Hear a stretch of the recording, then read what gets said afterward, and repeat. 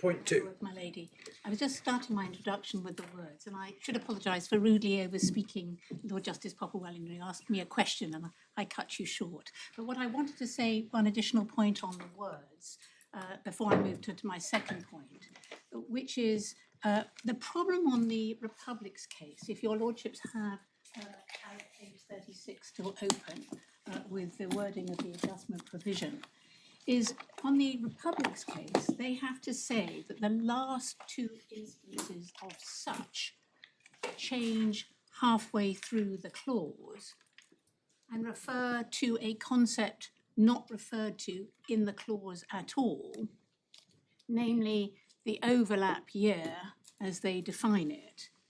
And with respect, the words just don't say that. Linguistically, such can only refer to something that has been already introduced. And the concept of the overlap year hasn't been introduced into the adjustment provision. So that was the first point on the words each and such. The second point that I wanted to touch on is that the adjustment provision contains no specification of how to calculate this alleged fixed fraction the Republic says is central and must be inferred.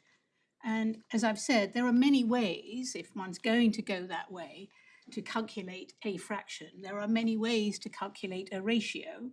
You could take the average of a number of years, you could try and select a representative year, you could use the first year where there is overlapping data, i.e. 2004, which is the year on which the rebased data is based, and presumably the most poured over.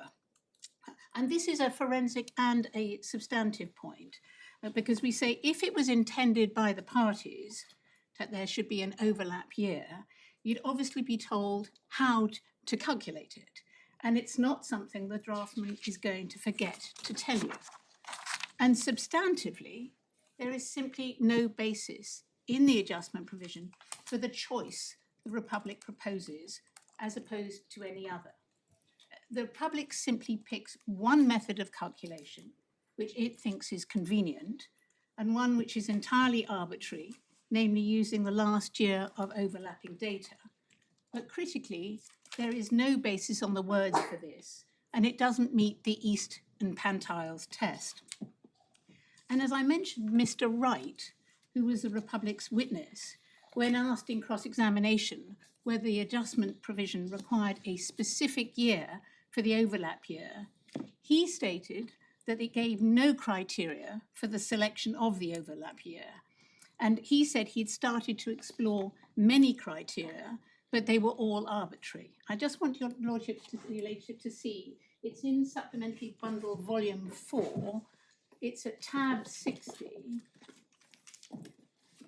and it's at page 56, internal page 129.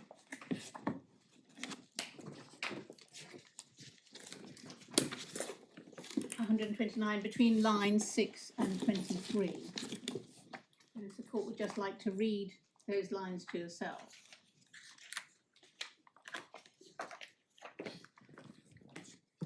So sorry, could you give me that? Yes, it's page 56, tab 60. It's internal page 129 on the transcript, and it's from lines 6 to 23.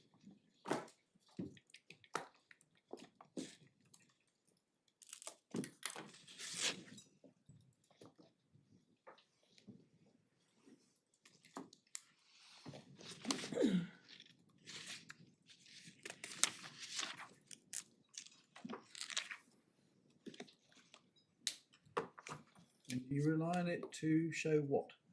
Well, as a matter of interpretation of this instrument? No, we rely on it to say if in fact there was this adjustment provision properly construed gives rise to a fixed fraction, the specific fixed fraction that my learned friend relies on, then Mr. Wright, who was part of the team at the time of the securities, his evidence was that there was no fixed fraction in mind. So, I mean, it's not a matter of construction, it's a part of the evidence which supports our case. And if your lordship will see at the bottom of page 56, in internal page 132, the bottom right, you'll see the reference to 2004, which he had looked at as the best choice. Sorry, where are you? At the bottom of page 56, it's the bottom right-hand corner. internal Manuscript page 132. Yeah. I'm having trouble with the page numbers here. We are in tab 60. not 61. Not 61. It's day 6 on the transcript. It's internal page 50. It's 56 bottom right hand corner on the hard copy. Thank you.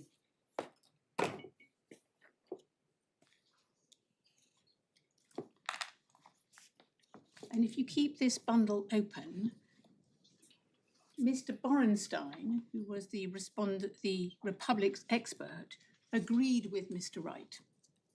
And you can see that in the same tab. It's tab 64, pages 149 to 50. Your lordships move forward in the bundle.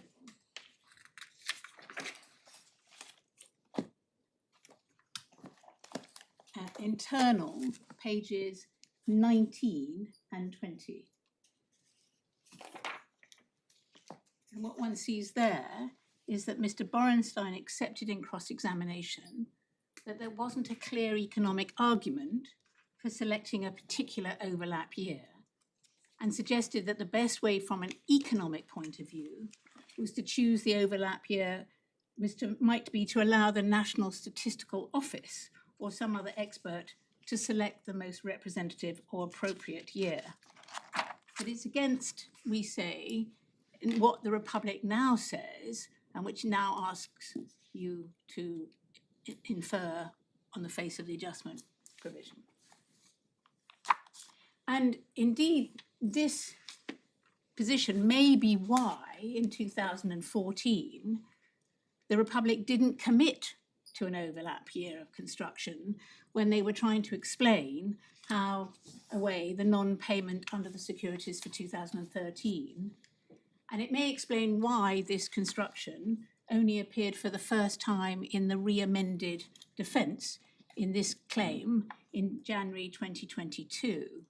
And it's certainly striking that in the first 2 iterations of the defence that were put forward by the Republic, what the Republic now contends for as being screamingly obvious on the face of the adjustment provision was not obvious to the Ministry of Economy, nor was it obvious to their English lawyers. The third point...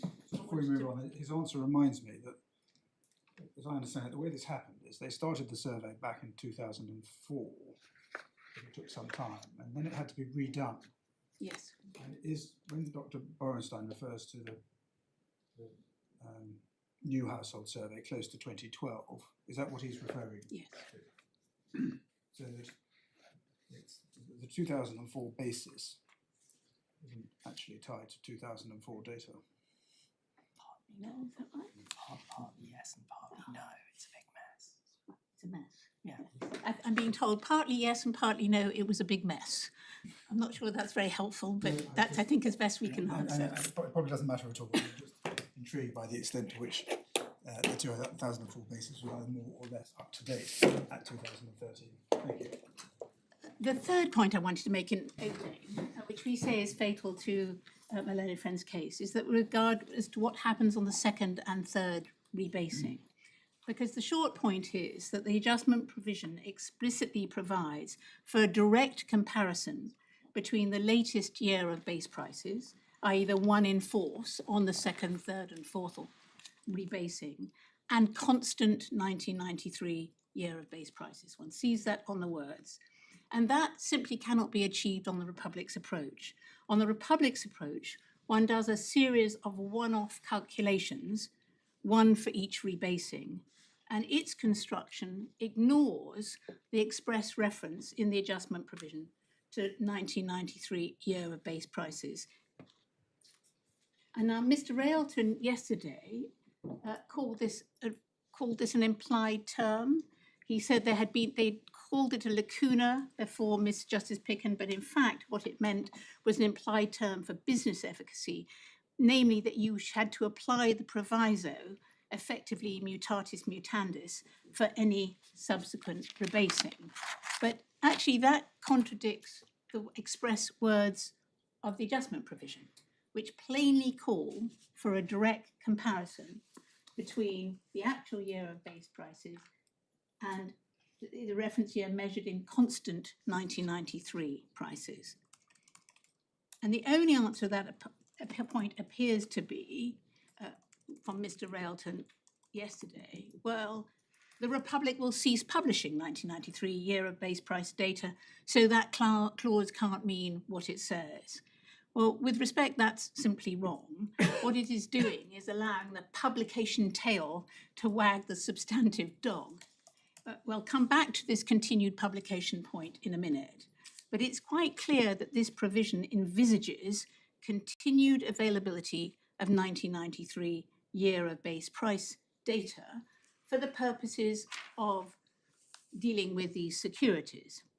And if you're going to imply any term, it's one to publish such data as is required for the functioning of these securities. Now, these three simple points I've just made drive the Republic to propose its 32 additional words in the adjustment provision, which it pleads, which in effect seek to firstly reverse the effect of each and such. Secondly, to introduce the concept of an overlap year to which such is said to refer.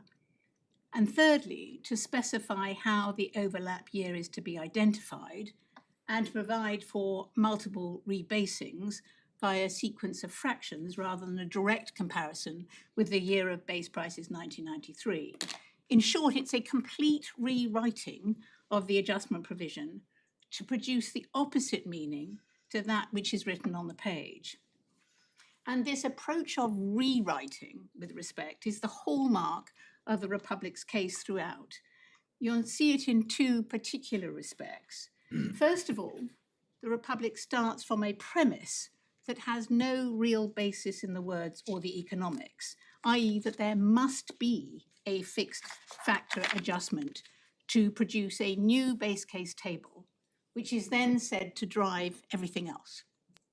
Anything which doesn't fit with that is then, on my learned friend's construction, rewritten. You insert an overlap year, you rewrite the table in the securities, you add new ways to deal with multiple rebasings, and all that is done to accommodate this. The second is their rewriting of our case, either by way of caricature as they do in the annex to the skeleton, or by way of the algebra as they do on their redundancy point, serves to do nothing, we say, except to show that you can achieve the same results in different ways. But our case doesn't revolve around any rewriting. It simply tracks the clause through. And that is where the focus with respect to the court should be, as the authorities make very clear. The question is, what is the meaning of what the parties actually said? And the highest that the Republic's case can fairly be put is that the Republic identifies some reasons why rational parties could have chosen to write some GDP securities in the way the Republic now proposes, i.e. the one-off fixed fraction. They could have chosen to specify the year before the rebasing as the ratio, and they could have chosen a repeat step change approach to multiple rebasings. But with respect, that is nowhere near good enough to show what the parties did in fact specify and agree, as opposed to just one of the many other options that they could have adopted. And to see what the parties in fact chose, and forgive me for repeating myself, one has to look at the words and what is the meaning of what they said. And your lordships will appreciate that the point is particularly important when you come to traded listed securities such as these. I mean, to be clear. I'm sorry to interrupt. Sorry, of course. Before we get there, we're using the language, the familiar language from contractual construction. But was the wording in this case the subject of any meaningful discussion or negotiation between anyone. Well, what you see when we come to the background facts is that there were many lawyers and many banks and syndicates of banks involved in the consultation around these securities. Of course, we have no idea what was compromised, how they came to the ultimate words that they did. So I can't take it any higher than that. What one does know that there were multiple lawyers involved. That may be the answer for why we're here. Multiple lawyers involved, multiple banks on both sides buying and selling on the securities to investors. And it was closely poured over. And I'm going to take you to what Dr. Nielsen said, because he said he gave very specific instructions to the lawyers, and those instructions were followed. And I'm going to come on to that in a minute, because it's very striking what Dr. Nielsen's evidence was in cross-examination. Well, I'm not so much interested in what's on the Republic side, but I was just interested to the extent to which lawyers were involved in that will be covered by when I show you what Dr. Nielsen said, because Dr. Nielsen was the minister in charge of this at the time. It was his instructions that were being followed in relation to this drafting of the securities. And he tells us he tells us which lawyers were involved for. He doesn't say specifically. He says I gave it. The instructions were given to the lawyers, and they followed my instructions. And he went on to say... Those are the Republic's lawyers. They were the Republic's lawyers. Yes, no, sorry, I'm interested on the other side of the... I'm interested in the extent to which the wording was negotiated by lawyers acting on behalf of the creditors. Apart from the various... What the judge seems to say, and I haven't tracked the detail of this, is that there were lots of consultations with the creditors. Then there were various iterations of the securities, but he doesn't say they were negotiated or shown to creditors. And having finalised the terms, there were then the roadshows. That's what he seems to be saying. I think that's a fair description, and a correct description of what happened. What I'm maybe the evidence doesn't show and you can't tell us, but what I'm interested in is not so much on whether the commercial terms were negotiated or agreed, but whether anybody on behalf of the creditors actually had any input into this particular wording of what we're being asked to construe. Let me check behind, but I think the answer is no. We don't know. The key point is that we have to structure them in a way that's acceptable. We don't know, my lord.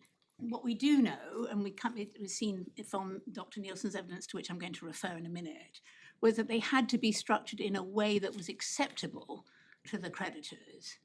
Because the creditors here had the whip hand. This was an enormous haircut on a huge default, and the creditors needed to find this proposal acceptable. But I'm not going to take it any further than that.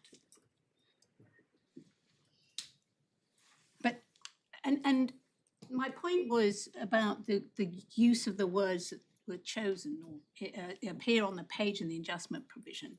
We obviously accept that exceptionally words produce something irrational, which could not have been contemplated. But we say that that's not this case for three main reasons.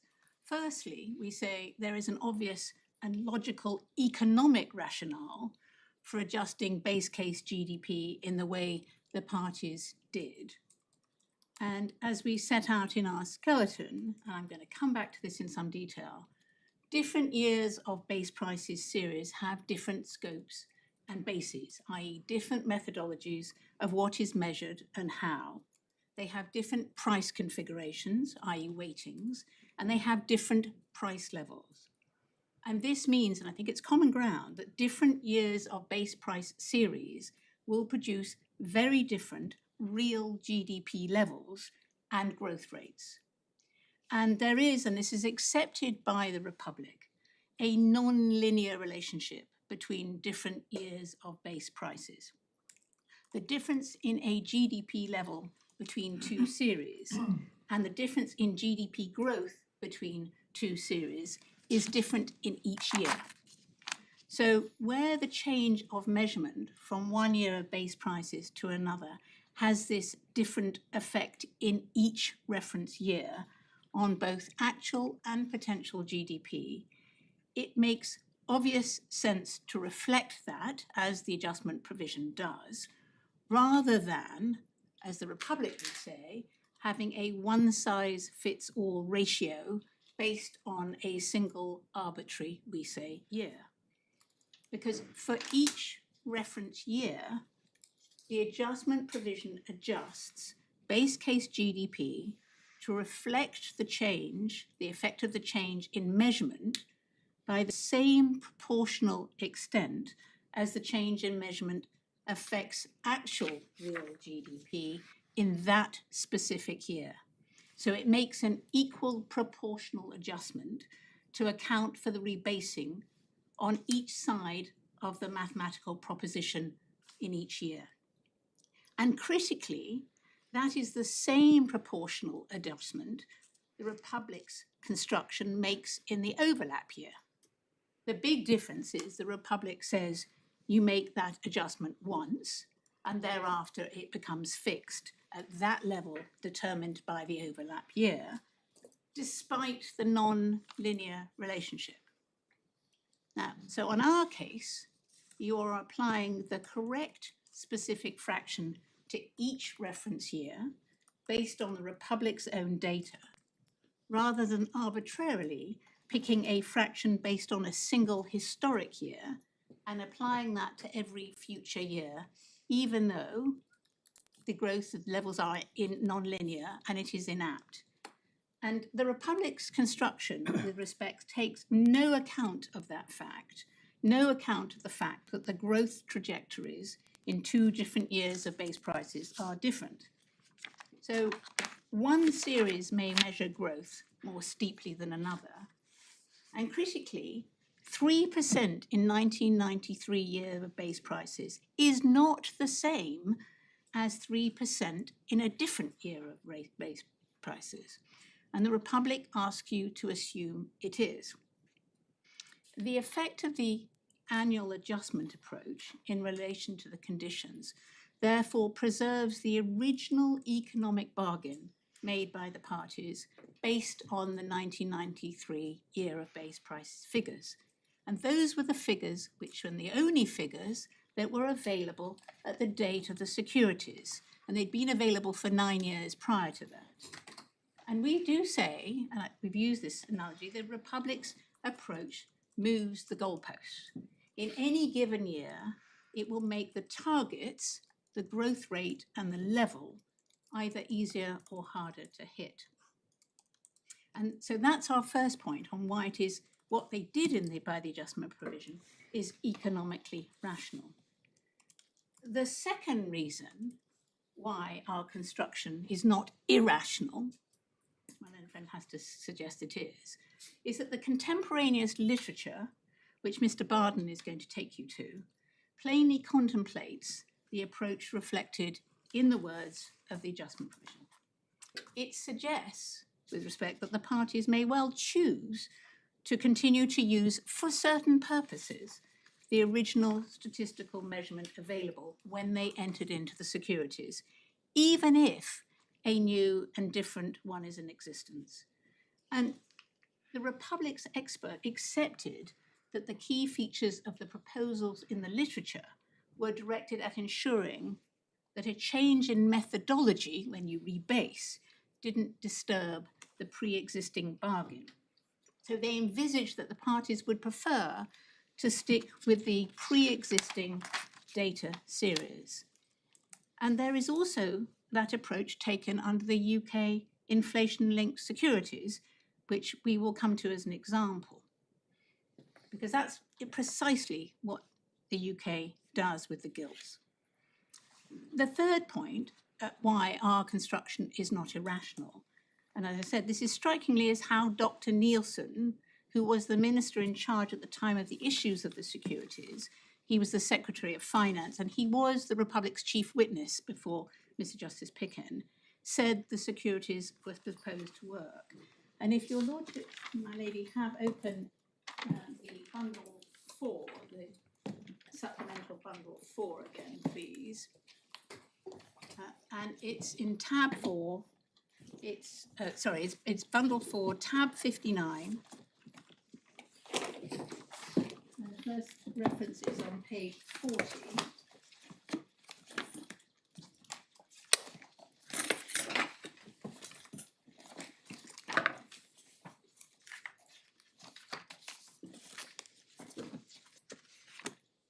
And it's internal page 107.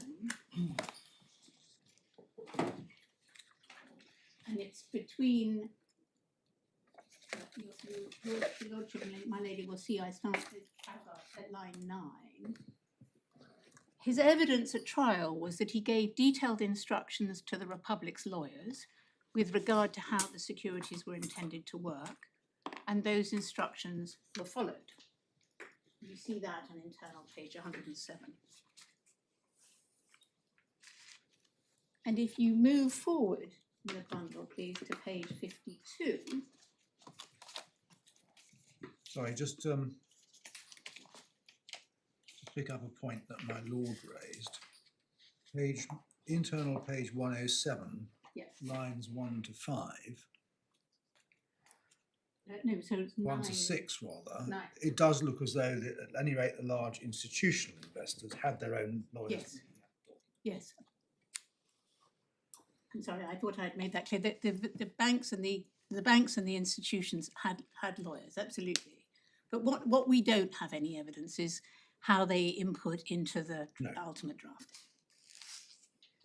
But you've got this at page 107.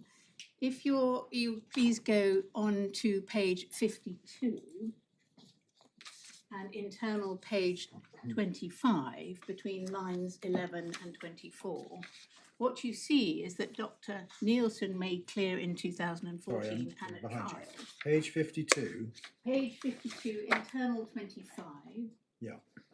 Between lines 11 and 24. If your court would like to quickly read that to themselves.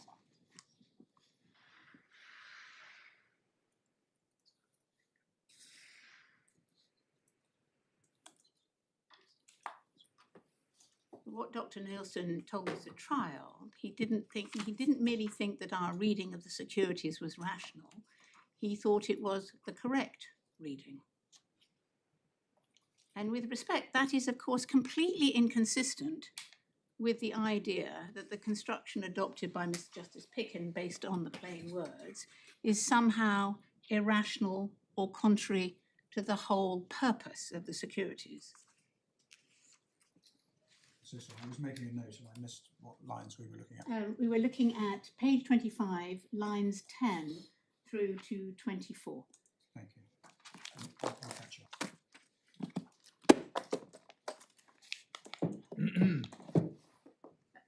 Mr. Railton touched on the circumstances of the restructuring in 2005, but Dr. Nielsen's evidence about this is actually quite important context, which I don't think you've really been given so far.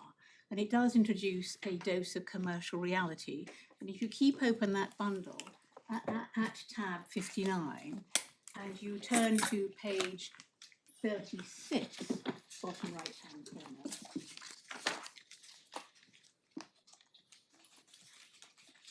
And its internal page of the transcript, page 92. What Dr. Nielsen told us, in effect, was that the Republic was in trouble and up against the wall. Sorry, you're going to have to give me the page number. I'm so sorry. Not the internal, the external. It is bundle 4, tab 59, page 36, bottom right-hand corner, Thank you. internal 92. Thank you. And it goes over, I'm going to take you to 93, 96 and 97. The relevant references for your lordships and a lady. But what Dr. Nielsen was telling us, as I said, was that the Republic was in trouble and up against the wall.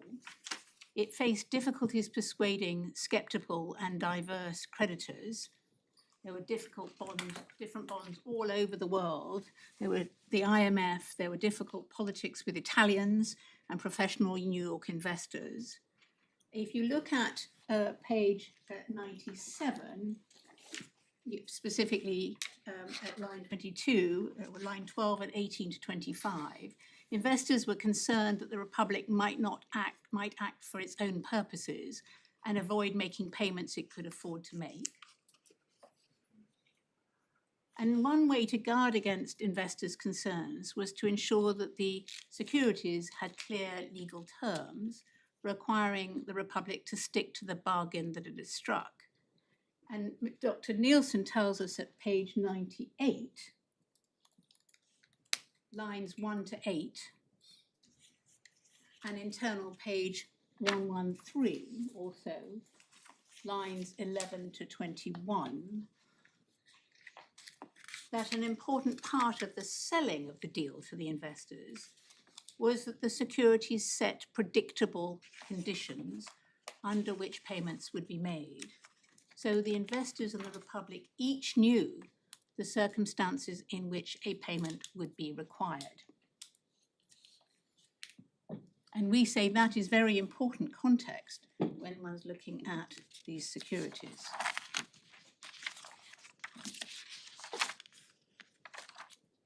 Just before you put those documents away, but Yes. page 52, the passage you referred us to, internal page 25, Yes. the 1.38% comes from his Statement in document. March. Have you got a cross-reference to that? I have seen it and read it. But Can I ask behind me? yes, no, you needn't do it now, but if I can write it on it, it would Of help me. course. Of course. But I think that answer is only really understandable by reference to what Yeah. you were saying in that document. So those were the three overarching fatal, we say, points I wanted to start with by way of introduction. But I want next to briefly anticipate our answers to the Republic's three big points at their skeleton at paragraph 18, which is the real world point, the redundancy point, and the continued publication point. Now, just anticipating the Republic's real world point, their big point, the essence of the Republic's argument is that GDP-linked securities are intended to reflect the real economy, and therefore it must be inferred that for all purposes, the parties would always want to use the most recent measurement of GDP. Therefore, according to the Republic, whatever the securities say, everything has to be read to that categorical imperative. And it's done under a buzzword of sustainability. Now, we accept it's obvious that the securities are in some generalized sense linked to economic performance. And to that extent, we agree that the purpose in broad terms is that if your economy performs better, according to the measurements imposed by the securities, then you are more likely to have to pay and in a greater amount. What we don't agree on is that the securities are linked in some Platonic concept of economic growth, such that everything simply has to be aligned to what the Republic now says is the best or latest measure of economic performance. The parties here were clearly entitled to, and did, we say, define for themselves how matters were going to be measured and what the thresholds were going to be. And the obvious analogy, as I said, is with the inflation-linked securities in the UK, where the parties agreed to use RPI, come what may, and not to use the considered newer measure, CPI. And I'm going to come back to that. And as I said, Mr. Barden's going to take you to some of the literature on GDP securities, which envisages exactly this approach.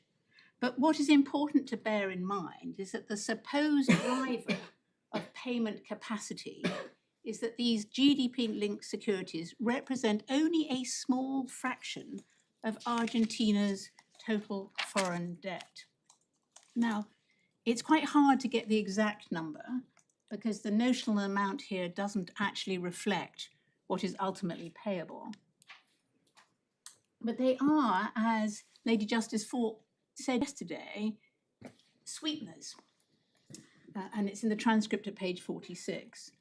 And Dr. Borenstein at paragraph 22 of his report says much the same. And you'll find, I'm not going to take you to the report, but it's in the core supplemental bundle, tab 30, page 33. And it appears that the market valued them, these GDP-linked securities, at something like 10% of the total post-restructuring value or obligation. And so where this leads me is that it's really not plausible to suggest that this modest layer of debt, and whether you have to pay it or not, is somehow fundamental to the ability of the Republic to service its debts. What this is really about is how you measure and share a modest amount of upside if you hit the specified levels agreed in the securities. It's if it's 10%, it's modest by reference to the 80-odd billion, which was the debt default. Yes. Well, and then to the... Then can we get a sense of scale by reference to the absolute GDP figures from, Well, from the base case table? What are I'm those? talking about 10% of the new restructured debt. Well, that was the same as the Yes. old debt default, wasn't it? I imagine. No, I think it's it's referred not. to. It's not, because of the haircut of 75%. On some of the debt, I think. Yes. So, with respect, we say the Republic's argument is a completely reductive argument. It doesn't reflect the literature, which is much more nuanced, nor the reality of the position. The true position is that these securities reflect the bargain that was struck between the Republic and its creditors in an extreme default scenario, to give creditors some payment if the economy performed to a specified level. So can I just go back to my Yeah. previous question? If we're looking at sustainability or availability, Yes. what we may be interested in is the proportion between exposure on these securities and GDP, not the restructured or the default. We can work that out for your lordship. I just can't I mean, do it that just tonight. you can give me a sense with roughly in US dollars what the figures in Yeah. the base case tables amount to. That's probably easiest for someone. What I was going to say to you was that 94 billion was being restructured, we know that, with a proposed haircut of 75%. And you've seen Dr. Nielsen's evidence that this restructuring was a very hard sell to creditors. The size of the haircut was unprecedented. There were holdouts in New York. Creditors were very sceptical that the Republic was offering less than it could actually afford. And as Dr. Nielsen said, the creditors had the whip hand. And there were a series of banks and their lawyers verifying that the terms were acceptable. And creditors wanted the maximum amount of protection against the Republic avoiding payment, i.e. against moral hazard. And Dr. Boiter termed it, one has to actually consider the demand side as well as the sell side when you're looking at these securities, particularly in terms of risk sharing and risk mitigation.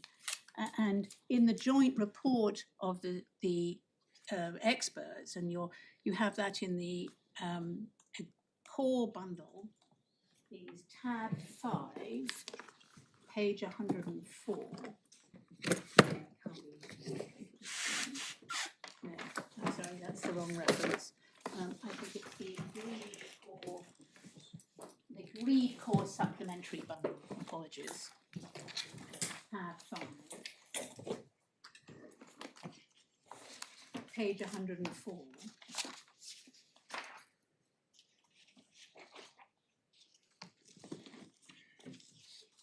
Paragraph 1.2. The joint experts agreed to be attractive to investors, they must be clear in their provisions and avoid perceived incentives for moral hazard or even data misrepresentation, which Dr. Boiter terms a risk mitigation function to mitigate risks including moral hazard and data accuracy and revisions. And so we say the specified base case level in the securities in year of base prices 1993 specifically stated, is clearly intended to reflect economic performance, but that has to be measured in some agreed way, which is both certain and reliable. And that's the point that the experts and the literature keep coming back to, as we will show you. There are choices that can be made about how you structure securities of this type, but the most important matter is that the terms are clear, which we say they are. And turning back to the core bundle, to the adjustment provision, we say the base case table, the level in the securities, is specified explicitly using 1993 year of base prices.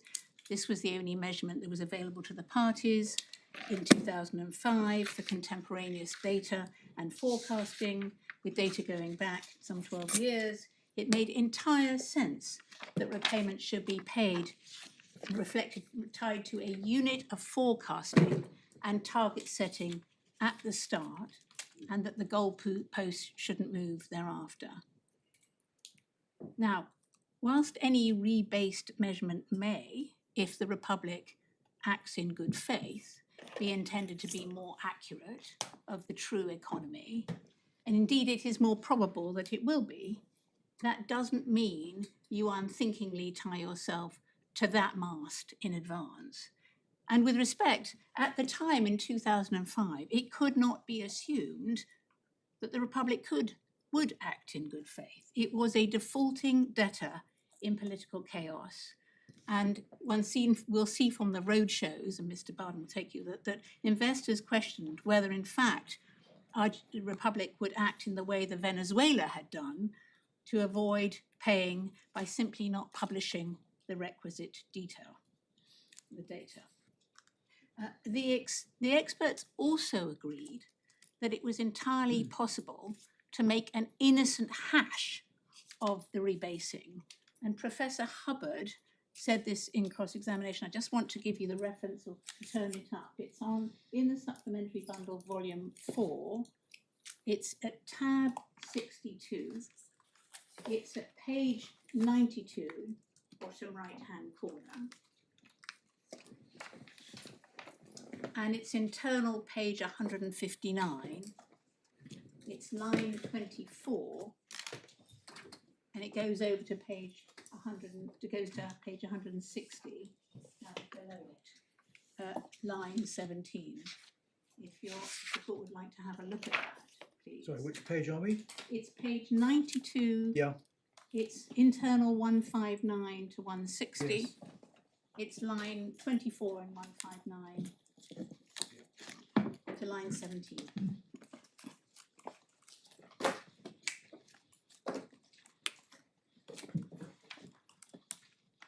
But as I said earlier, even if done properly, growth trajectories in different series vary wildly. And I'm going to show you in due course a comparison of 2 different years of base price series where growth rates are double in one series as compared to the other, which would mean that the performance condition of the securities would be satisfied twice as often or half as much in one series as against the other. So, as I said, agreeing a 3% trigger in 1 year of base price is not at all the same as a 3% trigger in another. And in circumstances when you don't know in advance what the trajectory will be, and there is no way of knowing in advance whether a new series might measure growth higher or lower over the term, it is quite reasonable to tie oneself to the earlier year of base prices. And that's the very nuance that's identified in the literature that my learned friend Mr. Barden will take you to, that the parties might prefer to stick to their initial measurement, the devil they know rather than the devil they don't, and what has been termed, even if it is superseded by for real world purposes. And just taking up our skeleton and giving the court the references there, we deal with this at paragraph 54 of our skeleton.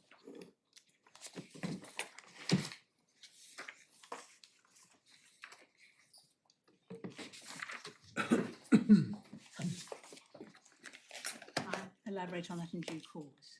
I want to deal very quickly with the Republic's second point, big point, which is this redundancy argument. The redundancy argument, as I understand it from Mr. Railton, is that our construction writes out the adjustment provision entirely and subverts the overall contractual scheme. That's what they say in their skeleton at paragraph 18, little 2.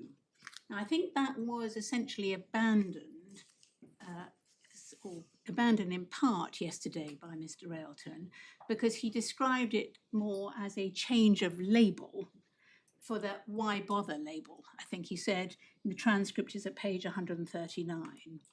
Now, that abandonment is really important because, and it is correctly abandoned, we say, because the short point is that on both parties' constructions, it is assumed that the adjustment provision is active. It's not redundant in the event of a rebasing. It performs a very particular function, namely to adjust base case GDP. And that is common to both parties' approaches. The adjustment takes place and has substantive effect. And that's because under the definition of actual real GDP in the securities, GDP in the new year of base prices becomes actual real GDP. So that the figure that is being compared under the payment conditions to base case GDP and whose growth rate is being compared to base case GDP growth will be different as a result of the rebasing. Now, if the adjustment provision was truly redundant and didn't do anything, the effect would be that under the payment conditions, actual real GDP in new year of base prices would be compared to base case GDP in the old year of base prices as set out in the definition of base case GDP. And that would obviously cause problems because you're not comparing apples and apples. But so there is no true redundancy argument. I think the real point appears to be that the effect of the adjustment provision in the way that it adjusts base case GDP means that the performance condition and level condition continue to be met if they would have been met in 1993 year of base prices, but not otherwise. That's the real complaint that is made by the Republic. And that really is a reiteration of their complaint that they think the provision should produce a different result, which shifts the commercial balance depending on a one-off fraction. But it's a bad argument because for the Republic to say that the effect of the annual adjustment construction could have been achieved by using different or simpler maths or contractual language. And when we look at that, and I'm going to do that later, the Republic's short route, and Lord Justice Popplewell caught them out yesterday, and it's on the transcript at 147. In their annex to their skeleton, their short route involves rewriting the key definition in the contract of actual real GDP to mean the opposite of what it actually means on its natural meaning. They add the words 1993 in it. So they're crossing out in the appendix, and the insertion in the second line is really just a caricature, we say. And in relation to excess GDP and the payment amount point, they do the same with the deflator. And Mr. Railton accepted yesterday, and the transcript references page 152, that the payment amount is affected by the rebasing. So it's not right to say that our approach writes out the rebasing. So let me then turn to the Republic's third big point, as we see it, which is this continued publication point. The complaint is that the plain wording of the adjustment provision would require them to produce 1993 year of base prices, even post-rebasing. And they say that is not the done thing for GDP statistical purposes. But of course, that's not the question here. The question is whether it should be done for the purposes of the securities. And that also was not in dispute at the trial, although Mr. Railton was a bit equivocal on that. It wasn't in dispute at the trial that there should be an implied obligation that the Republic would publish whatever data was necessary to make the securities work. And that must be obvious because, in fact, there's no term in the securities themselves requiring them to publish anything, but they obviously have to do so for the purposes of the securities. And as the example Lord Justice Popplewell gave yesterday, which was they couldn't just stop publishing year of base prices and move to some different chain linking process, because then there'd be nothing to work for under the securities. So of course that's correct. And of course that implied term that they will produce the data required for making these securities work is not in any way inconsistent with the words. It's consistent with them and it facilitates with them. I think the way that Mr. Railton put it yesterday, if I understood correctly, is that he accepted that there was an implied term, that the Republic should cause publication of whatever data was necessary to make the securities work. But that didn't drive the construction of the securities, and you should be looking for the least intrusive implied term. If a term, on the basis that a term has to, of some sort, has to be implied. Yeah. Well, we'll accept his concession on the first point. And with respect, we simply say he's wrong on the second, for the reasons I've just given. And interestingly, the Republic don't dispute that publishing 1993 year of base prices data could be done. And the expert evidence before the trial was that it could be done quite easily, and I will show you that. And again, as Lord Justice Popplewell's question of yesterday elicited, GDP securities are really pretty rare. So it's really not surprising that one's not come across this specific precedent for continued publication in this context.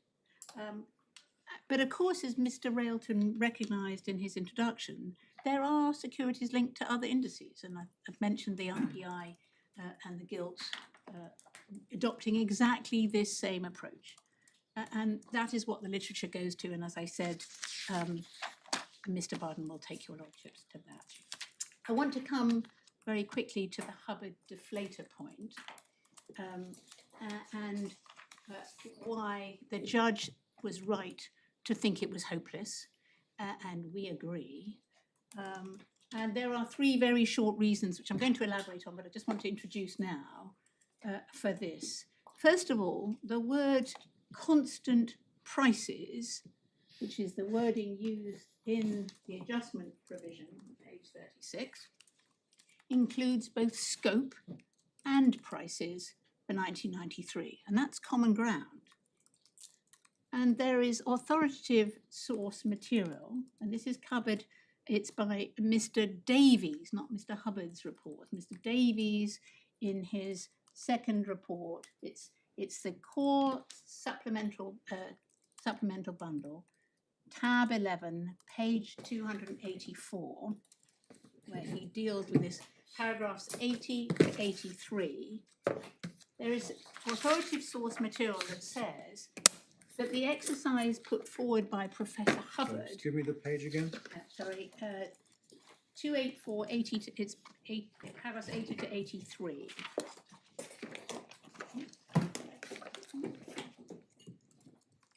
I'm going to come back to this point, but I just wanted to give you three short points as to why we say the deflator doesn't work.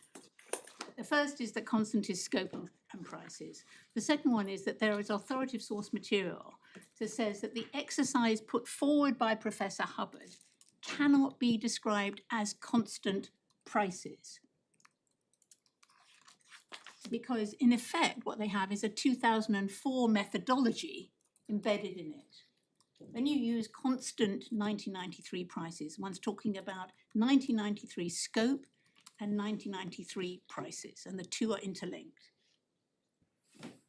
And Professor Hubbard's approach doesn't work in various ways, including in multiple rebasings, because it would lead to successive steps, which again is contrary to the words. I'm going to come back to this later because it's an important point that my learned friend makes. But what your lordships may not have appreciated from this morning was the way the Hubbard deflator came into being was not as a question of construction, but it was an alternative methodology for quantum identified by Mr. Hubbard as an answer to a practical problem, which the court may have gleaned, was what happened here was that that Argentina only published 3/4 of EMEA index 1993 data for the first 3/4 of 2013. It arbitrarily stopped publishing. It never published the full year for 2013. And so one was missing the last quarter. Now, what one did have, ultimately in February 2014, EMEA published the statistics in 1993 for that last quarter, but INDEC never published the full 2013 data. And so what Professor Hubbard put forward for quantum purposes was a way to estimate 2013 GDP in 1993 year of base prices when the Republic had only published 3/4. And I'm going to come on to that, but what he did was he came up with this idea of using an inflation adjustment. So you took the 2004 year of figure for 2013 and you adjusted it for inflation to get a proxy for 1993 year of base prices. And with respect, we say, and Mr. Davis makes it very clear, if you've got time to read those overnight, I can take it shorter tomorrow, it just doesn't work. And what he produces is not constant 1993 prices. So, Which are the pages of Davis that we need to read? sorry, apologies. Which are the pages of Davis that we need to read? Davis is paragraphs 80 to 83. Let me just, Page 284. sorry, Page 284. page 284. Paras 80 to 83. Yes, thank you. So that, I think, was what I wanted to say by way of introduction. And I wanted then, if I may, and doing this very quickly indeed, to go to the question of the authorities. And I am going to do this very quickly indeed, as this court is obviously well familiar with the principles. We set them out, the principles we rely on, in paragraph 17 of our skeleton. And we do need to stress the law on those particular points that we highlight, because we do say the Republic's approach neglects the basic proper approach to construction of documents of this type, and ignore what it would need to show in order to justify what it is, and effectively a rewriting of the securities. Because what they do is diagnose a single overarching economic purpose, and then they bend the words, we say beyond breaking point, to fit that. And they invite the court just to write in words and concepts, whether by construction or correction. And we say that is not a proper approach as a matter of law. And the key point we make is at paragraph 18 of our skeleton, and it's supported by a number of authorities which this court will be well familiar with, is the question to ask is what of the meaning of what the parties said. And we've referenced Schuler and Wickman. I don't need to take the court to that.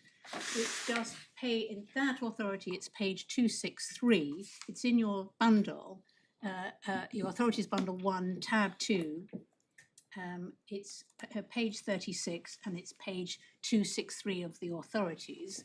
And you don't need to turn it up, but simply what's made clear there is you don't ask what did the parties mean to say, but what is the meaning of what the parties have said. So the question is not what one or more of the parties might in the abstract have meant to say. And you'll see the obvious point we're going to make, which is when we go to look at the words and when you look at what the parties actually wrote, it's simply not realistic to think that the meaning of what they actually said is what the Republic suggests. And as I said, what the Republic is doing is looking at what they think should or could, in an ideal world, have said, in an attempt to define what the parties must have meant to say, and then they sort of reverse engineer. And we just don't accept that that's the way you should be doing it on the authorities. And we refer to Arnold and Britton and Lord Neuberger's 7 factors. And again, I don't need your lordships to turn that up. It is in your appeal bundle 2. It's tab 16, page 11 is where his lordship goes through his 7 factors. But there are just a few points I'd like to highlight from those 7 factors. What he highlighted is one must assume that the parties had specific focus on the issue that they were covering. And that makes sense with contracts of this nature, where any substantive point will have been pored over by lawyers. And it's particularly so when you're dealing with like a substantive provision like the adjustment provision. It's common ground that they expected there would be a rebasing during the lifetime of the securities, and accordingly the way base case GDP would be adjusted would have been very important. And paragraphs 18 of Arnold and Britton, the second factor that Lord Neuberger highlights of precise drafting applies here. And also paragraph 20 of his authority, the point about hindsight. The Republic, we say clearly now, wishes the security said something different about a one-off adjustment, but that's not the answer. We've mentioned in our skeleton Campbell and Dayan properties. I'm not going to take you to that. But maintaining particular faith to the text is, we say, more important. It's clear on the authorities when dealing with complex and professionally commercial contracts and securities. And these are, as I said, public documents specifying rights and duties, which may be passed on to others. And somebody needs to be able to buy these in the market, looking at the instrument and possibly at the prospectus as well, which you've seen, and understand how they work and what their rights are. And they cannot, we say, be blindsided by a different reading based on things which don't appear on the face of the instrument. Going very quickly to Dr. Nielsen's evidence, and this goes to the point Justice Popplewell asked about lawyers being involved. Let me just give you the references in Dr. Nielsen's cross-examination about lawyers being heavily involved in the drafting. This is the Supplemental Bundle Volume 4. It's tab 60, and it's pages 79 to 80, bottom right-hand corner. And it's internal pages 104 to 107.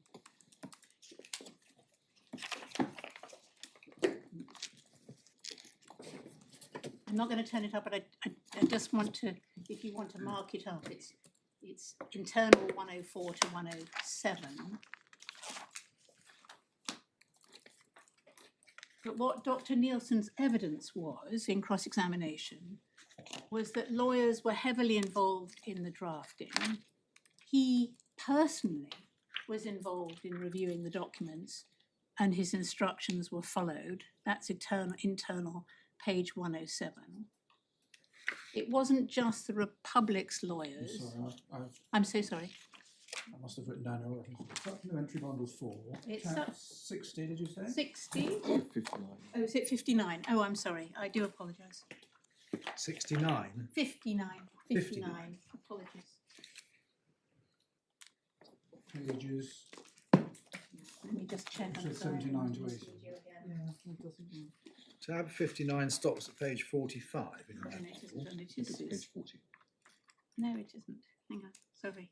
Page 79. Let me just. Page apologise. 79 is going to be in Page 79 to tab 80. 62. Is that the one you want? No, no.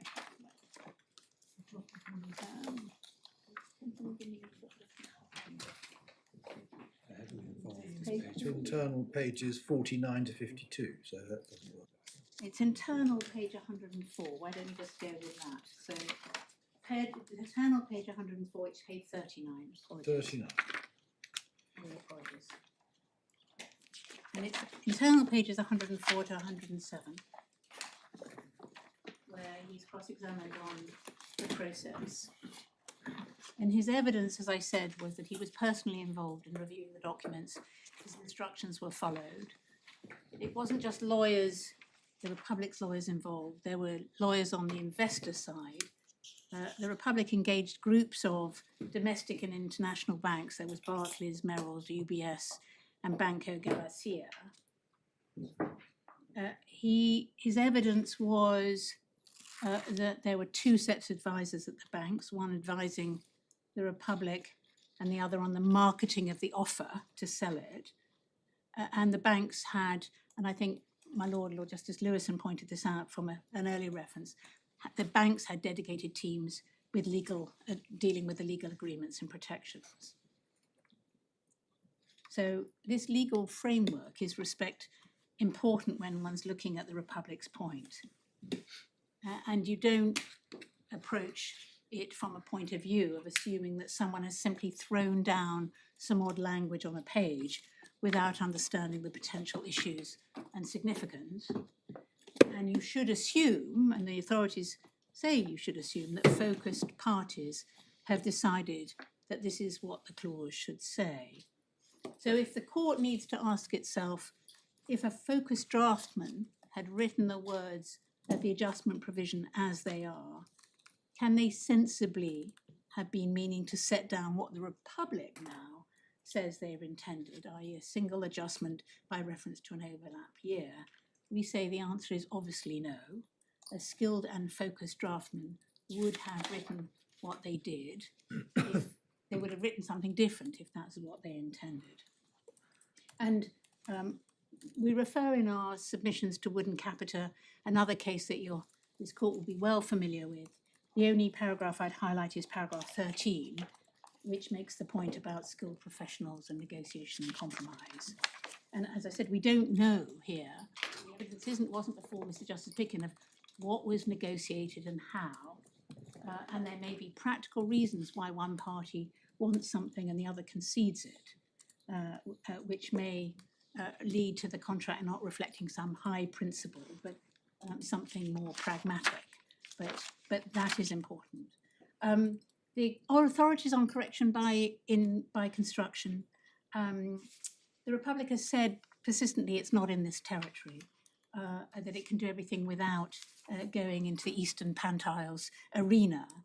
And I say this is unrealistic, and I'm going to have to take you to sort of a textual analysis. The Republic's real case, however much it doesn't like it, is that the clear meaning of the words has to be overridden in some way. And then you are into Eastern Pantiles and the court's most recent consideration of that decision in Bellini and Brute, which again is in your lordship's bundle. I'm not going to take you to that. It's in your bundles at bundle 2 of the authorities bundles, tab 23, and at page 209 it restates the proposition in Eastern Pantiles. Eastern Pantiles is in the authorities bundle at tab 3. It's at page 47 and at page 49, the quote, well-known quote from Lord Brightman, that you need to satisfy 2 criteria. There must be a clear mistake on the face of the instrument, must be obviously wrong, and it must be clear what correction ought to be made in order to cure the mistake. So 2 distinct criteria. We say the Republic doesn't get close to getting over the first hurdle, but the second is equally important and is independently, we say, fatal to them. But the Republic clearly has a problem with the first criterion, a clear mistake on the face of the document, because it is not sufficient on the authorities to show that the natural meaning produces a result which just appears undesirable in some way. And Lord Neuberger makes that clear in the Pink Floyd and EMI decision. That's in your bundle at tab 8.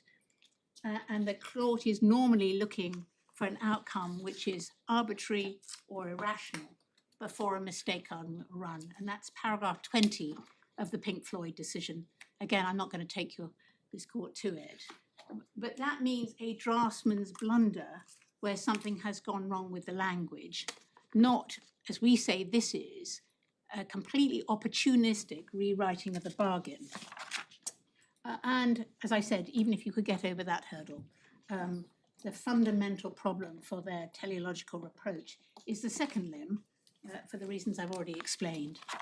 There isn't just one answer for the way this could be corrected. Mr. Elton took you to the Monsola Authority. I don't need to. Let me just give you, if I may, the paragraphs that we rely on in Monsola. It's paragraphs 30, 31, 36, 37, and 40. It's in your bundle at the second authorities bundle, tab 22. It starts at page 192. And the 3 points that we glean, and the obvious distinctions from that case and ours, in Monsola, there was no sensible candidate explanation for why the parties would have decided to draft for that outcome. By contrast, in our case, there are obvious reasons I'm going to elaborate on why the parties would have done as they did. Secondly, in Monsola, the nature of the drafting error was obvious, how the pen had slipped from an ordinary cumulative increase to an exponential one.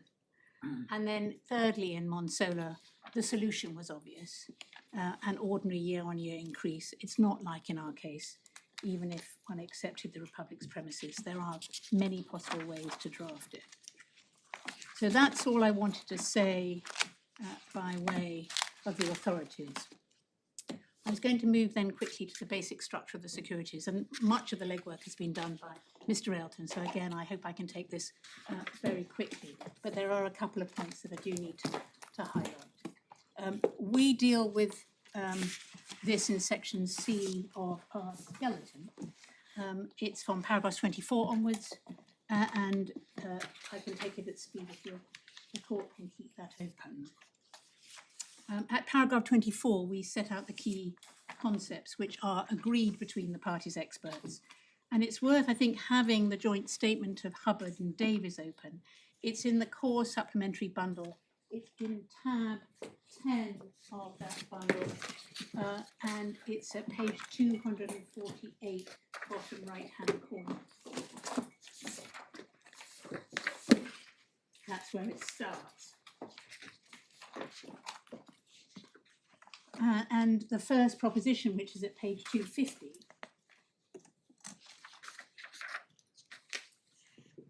is that GDP is an estimate.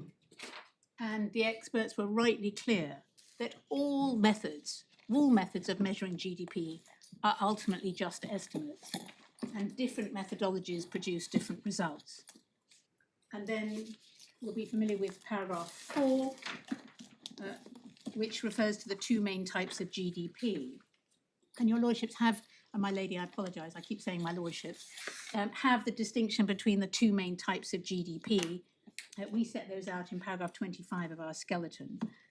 There's current price nominal, using current contemporaneous prices. So the value of what is produced in today's current cash market. And that's what most people think of in answer to a question of what is GDP in the UK. And the securities, it's called actual nominal GDP. And it's the calculation is used in the amount of any payment. It's not used for the level condition and the performance condition, which are the key focus for today. And the other one is constant price real GDP, which is used principally to compare GDP between different periods and to measure different growth between periods. And that's called real GDP. And the key point, and I need to really focus on this, is about constant price real GDP. The securities also use constant 1993 price to mean real GDP. If you look at the definition of actual real GDP, you see that it is defined as meaning GDP in the constant prices of the base year. So the securities use of constant prices in particular base year is the same as real GDP. i.e. including both prices and scope and methodology. Let me just- And sorry, just when let I me was- let me just sorry. track that through.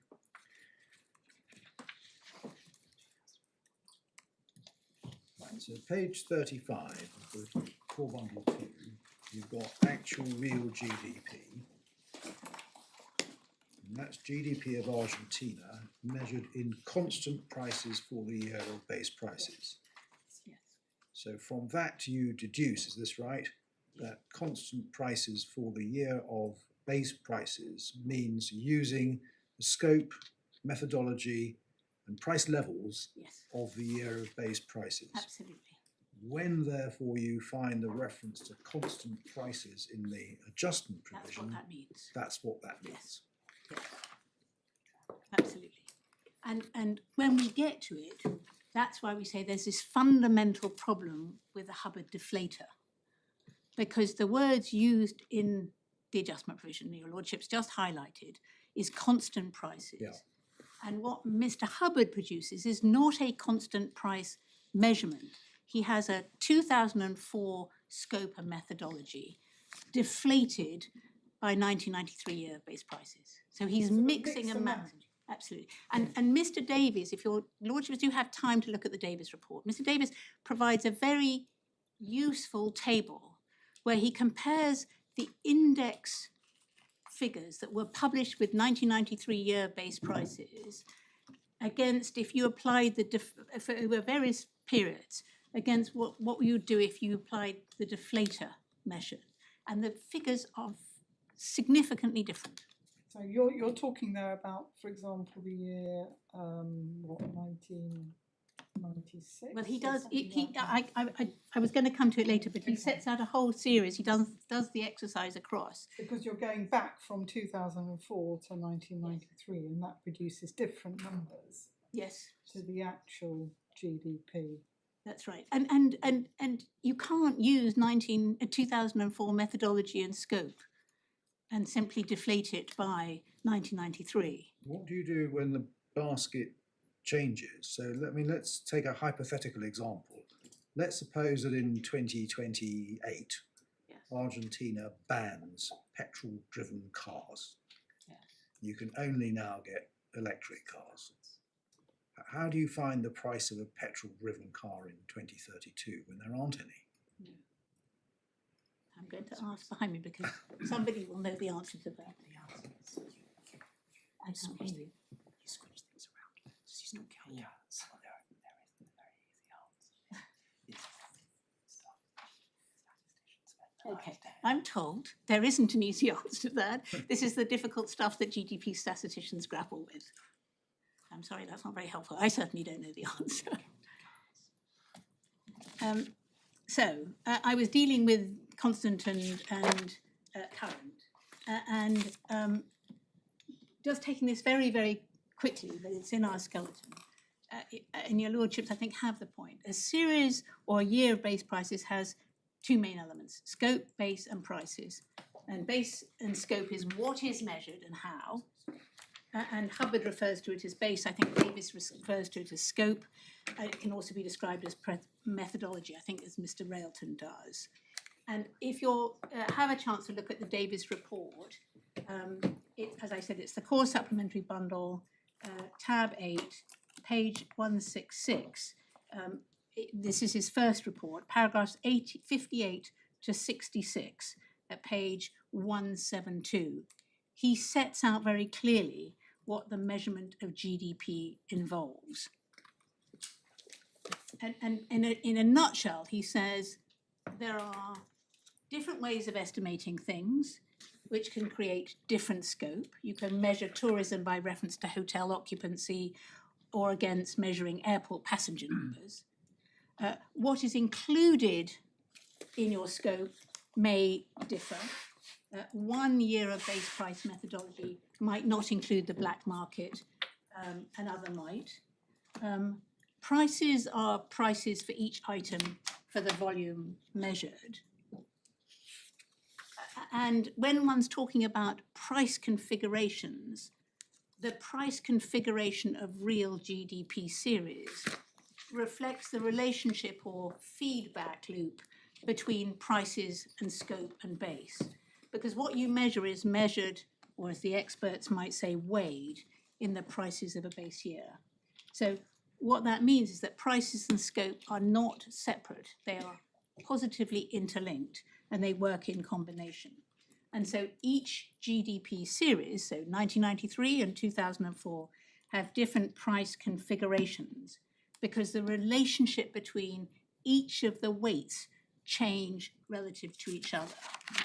So in a very basic example, in one series you might have apples priced at 1 peso and microwaves at 100 pesos. In a later series, apples might be 2 pesos, but microwaves may remain at 100 pesos. And in that later series, changes in the number of apples produced are going to be given greater weight as against changes in the number of microwaves because apples are being measured at twice their previous price. So that's in summary how... Just to make sure I've understood that. In your 2 pesos versus 100, are you saying the sort of relative weighting of apples and microwaves is fixed at the year of base, and you're just looking at changes in volumes Yes. thereafter? That's right. That's exactly So that's how the weighting. That's how the weighting Then works. the weighting follows through for so long as that year of base. Base prices is used. Yeah. But weighting simply is a function of the application of the prices. Yes. That is right. Yes. I'm getting nods behind me, so that's comforting. What that means is there is an interaction between the weights and prices, Yeah. which is the price configuration. Yes. So, concept of rebasing, I just want to touch on very, very quickly. A measurement in a new year of base prices will have different scope and base. I think that's established in different prices and therefore different price configurations or weightings to an old year of base price or any other year of base prices. And nominal GDP, current price, also changes because it's affected by different scope and base. So if more or less is being measured in a different base year, then nominal GDP will be affected by whatever those methodological or data changes are. So what all that means is that changes in measurement on a rebasing make substantial differences. It's not just an inflation adjustment or an updating. You'll be measuring different things and measuring them in a different way. And two particular matters arise from that. First is the quality of the work done by the national statistical body is obviously very important. And of course, and this is the point that the Republic makes much of, the objective of a rebasing should be to produce an estimate of GDP that is more up to date. However, it was accepted by the experts before Mr. Justice Picken that that may not result from the exercise, depending on whether it's done well or badly. And on Mr. Valentin's own re-examination of Professor Hubbard, which is in the bundle at SB4, so Supplemental Bundle 4, tab 62, page 92. Turn that up. These.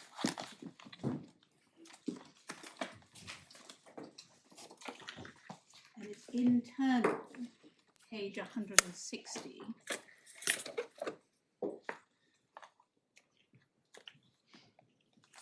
Yes, I think you You've showed us seen this. this is the hash of the Yes, this is the hash. As a hypothetical Yes. possibility. And so the rebasing may be better or worse, it just depends. And the point that my Lord Justice Popplewell raised yesterday, if you rebase to 2004 in 2006, then that might be an up-to-date or more up-to-date measurement if you did it well. If you rebase to 2004 in 2014, that might not be a very good measurement at all. So fundamentally, to the extent that the new year of base prices is going to be used in the securities, investors are completely at the mercy of the Republic and what the Republic does, how it does it, and when it does it, and whether it does it well.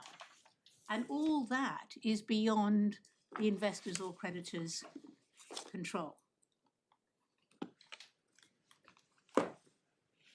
Now, the court has, I think, the point that the nature of the rebasing means that the relationship between the two different years of base prices is not static or constant.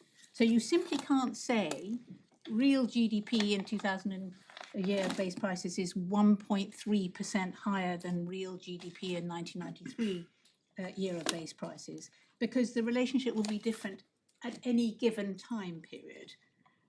And that drives the key effects with regard to real GDP and rebasings, which we set out in our skeleton at paragraph 27. If your lordship will just look at that, please. And it's reflected in the joint statement from Professor Hubbard and Mr. Davies.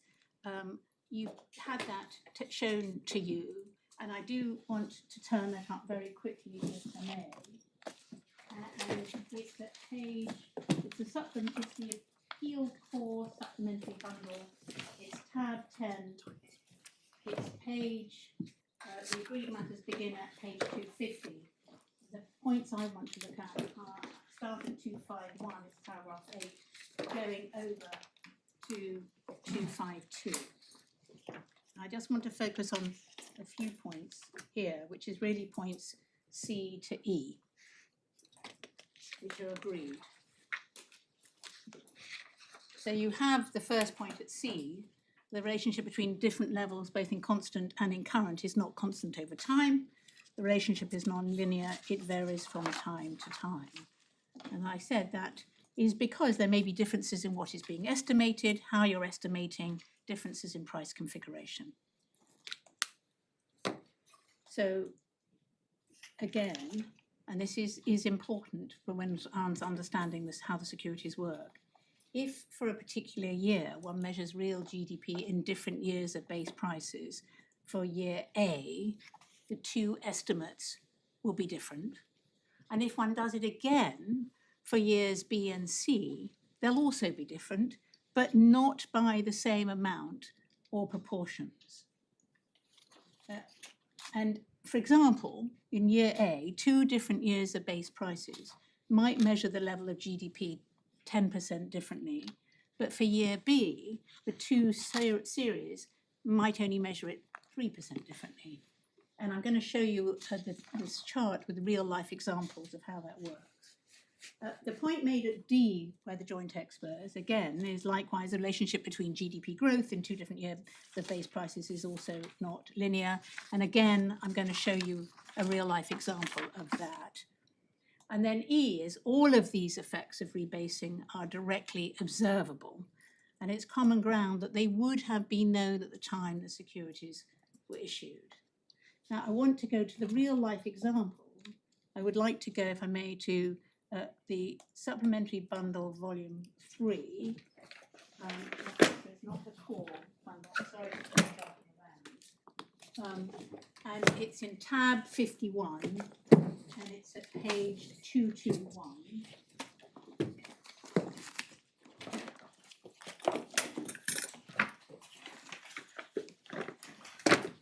And it should be a pull-out table.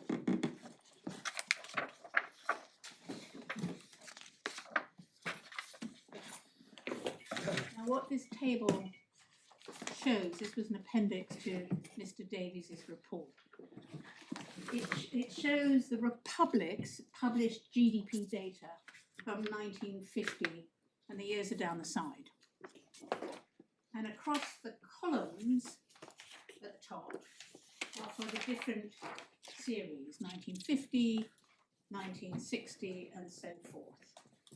And for each year, you see the GDP level and the growth rate for each series in which it is available.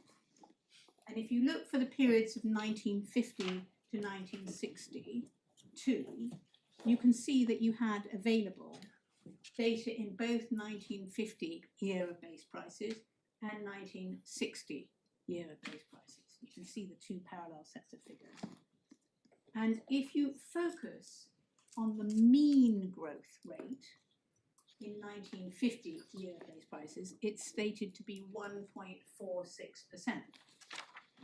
And if you look across to the 1960 series, the growth rate is 2.92%.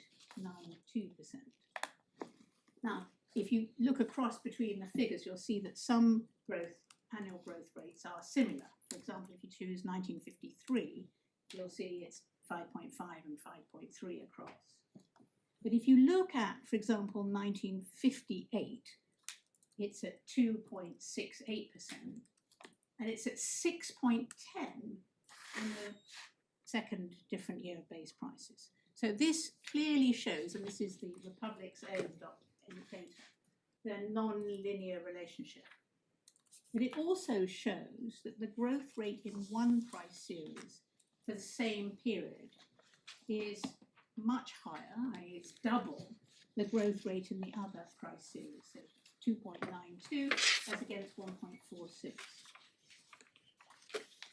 And so if you measured growth over this period in 1950, year of base prices, you would have measured growth as being almost exactly twice as fast as if you measured it in 1960 year of base prices. And so this is, we say, a very clear example on the Republic's own historic figures, how the growth rates can be very significantly different from one year of base prices to another. And 1956 shows it can be in recession in one year and then substantially absolutely, growth in another. absolutely.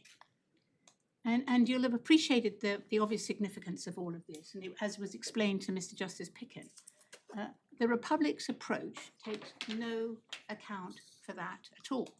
Because on the Republic's construction, it applies this one-off conversion rate calculated by a single year, even though the ratio in each year will be different. And it assumes that the benchmark growth of 3.22% in 1993 year of base prices is equivalent to a growth rate of 3.22 in the new year of base prices. And even though one series may actually have a much steeper growth trajectory than the other. And keeping, I'm sorry you put your table away, but if you keeping with this table just as an example, if you were in 1962 and you were drawing up GDP-linked securities and was trying to set a benchmark for reasonable potential GDP growth over the next 10 years, the percentage benchmark you come up with will depend on whether GDP for the next 10 years is going to be measured in 1950 years of base prices or 1960 years of base prices. Because if going forward, GDP is going to be measured in 1950 years of base prices, looking at this, meeting a benchmark of, say, 2% would require the economy to be growing faster than it had been for the last 12 years, because the mean annual growth there is 1.46. Whereas if you were measuring in 1960 years of base prices, the same benchmark of 2% would mean that the economy would grow slower and still meet the benchmark because the mean average growth is at 2.92%. And Mr. Katz, the Republic's witness, was asked about these figures in cross-examination, and he agreed and explained that this result comes from the very fact that when you calculate growth or when you calculate GDP using different base years, this result can tell two different stories. And that's how he described it, as different stories. And you can find that in the cross-examination. It's Supplemental Bundle 4, tab 59, page 24, internal page 43, lines 6 to 13, and then page 45, lines 9 to 18. I don't need to take you to that, but if you need to see it, he talks about different constructions of history, different stories. And taking up that analogy of different stories, our short point is that if you contract for one storyteller, as these parties did on these securities, you may not want to chance your arm and agree to a change to a different storyteller, because that can produce radically different results. And in particular, if you use a different year of base prices, the non-linear relationship and the different trajectory will inevitably mean that in any given year, the benchmark might be easier or harder to reach. And so if you're setting a threshold or a benchmark for the next decade, and the different price series tells a different story, if using different methodologies, what one wants to know when analysing the threshold or benchmark for the next decade is, what is the methodology used going to be? Because that matters in terms of what was the actual real GDP growth. And that, the use of these concepts in the provisions is incredibly important. So in terms of the provisions themselves, and I don't need to take you through that. You've got the definition of actual real GDP, you've got the definition of base case GDP, you've got the conditions and how they work. They're on page 38 of tab 15. Mr. Railton took you to them. The base case GDP, just to make them obvious, and forgive me if this is just a jury point, is that they're clearly stated in 1993 year of base prices. We're talking about levels of GDP. We're not talking about here growth rates or percentages. There's no percentages in the document. The amounts of the chart increase sequentially, but at different rates. And that's what you see from the chart above the adjustment provision. And that's the way the conditions work. And base case GDP is used as this benchmark. The appellants say that if you look at those incredibly precise numbers, they can only have been derived by applying percentage growth figures, and indeed the fact that from 2015 onwards they're exactly 3% means that simply in terms of how the figures are derived, they're based on projected growth of a particular percentage level. Yes. Would you accept that? Yes, I think we would accept that. Yes. Yes, no, I agree. I'm being prompted to say yes, but it's in 1993 year of base prices, because that's what the table says. And you can't assume anything different. Well, the parties buying these can't. I'm not going to take it. You've got the level condition, the performance condition. It's on page 38, so I think I can move on. I was going to go back, and if I may, and if you'll bear with me, because this is where this whole focus of this case is on the words. And I do want to just say a little bit more, but please do tell me if I'm repeating myself and you don't want to hear me. Because we say there are 4 fatal problems with the Republic's position. And if, in effect, if we're correct on the wording of the adjustment provision, if we're right that it's unambiguous, then the court really doesn't need to be troubled with the back and forth on the points of economic and commercial background and business common sense, because, but if you do go there, they support our construction. But we do say the words are unambiguous, and they are what we say. They say what they mean. I'm going to start with it's our skeleton paragraph 33, where we deal with the words. And if you'll please. You've made these points, haven't you? I think, well, I'm happy to move on if you've got that. I think what I haven't touched on, which I need to touch on, it's not in our skeleton, and it's a point that Mr. Railton made yesterday about the at any time. I don't think I have addressed you on that, and if I may just do that. At any time in the concept of base case GDP, there's its natural and literal meaning. It means from time to time. It plainly doesn't refer to the moment of a rebasing or to any single moment in time. Any time is antithetical, we say, to that notion. If the parties had intended to refer to a single moment of recalculation for all future purposes, which is what really Mr. Elton says it is, it would have said, we say, upon a rebasing, or upon index ceasing to use 1993 year of base prices, or when index decided to use new year of base prices. And as Lord Justice Falk pointed out yesterday to Mr. Railton, it doesn't operate in that way. It doesn't operate once upon a rebasing to generate a completely new table. Rather, it asks you, at the time a calculation is being done under the securities, is the Republic using 1993 year of base prices, or is it using something else?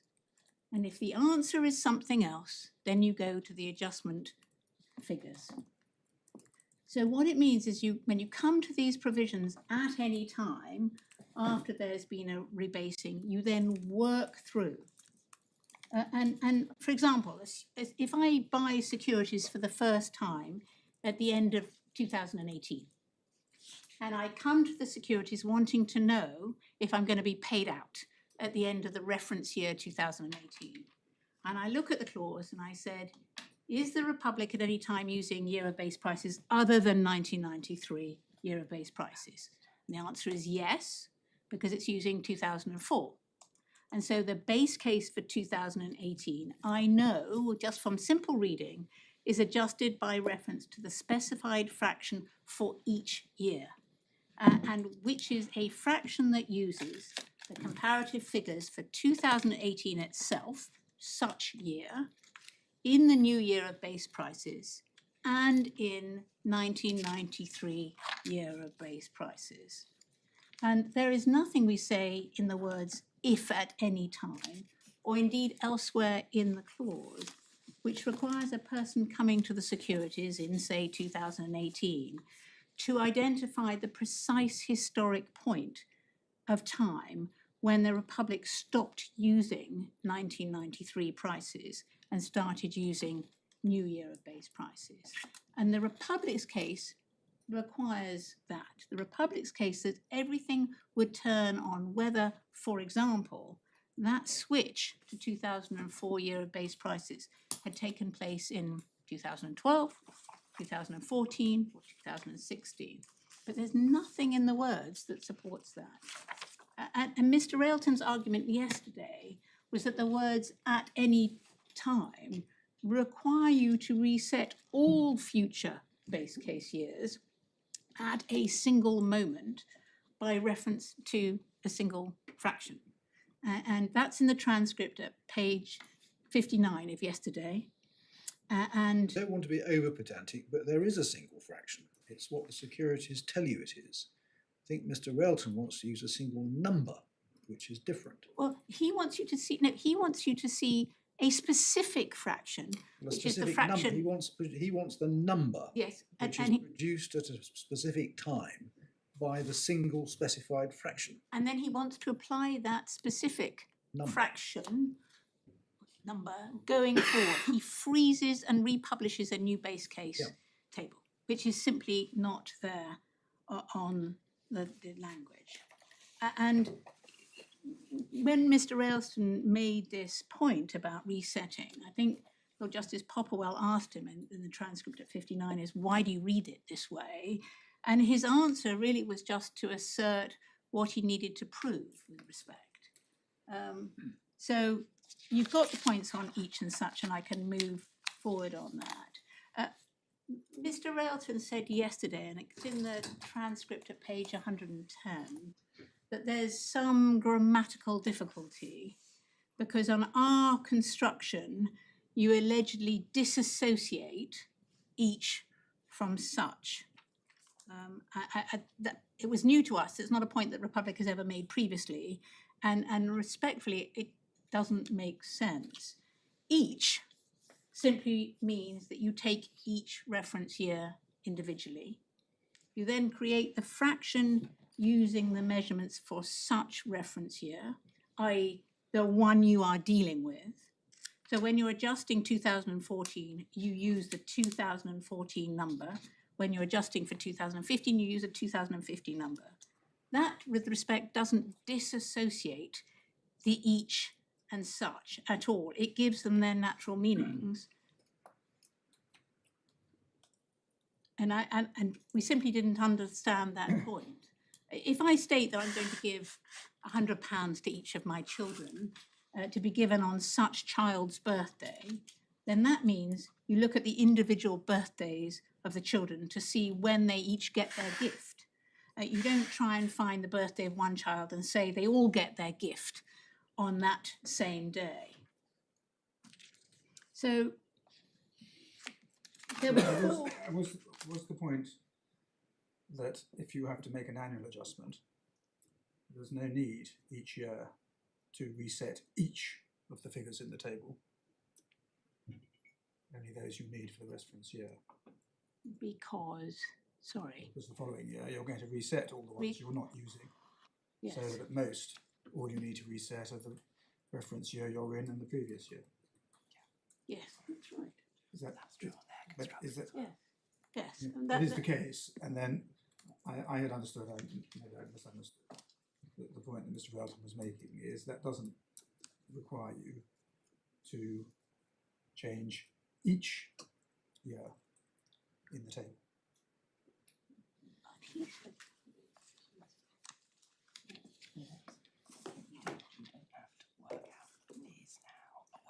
Well, I think, Ms. Proviso, you do accept that you are required to change each year. You just don't have to do them all at the same time. No, that's exactly right.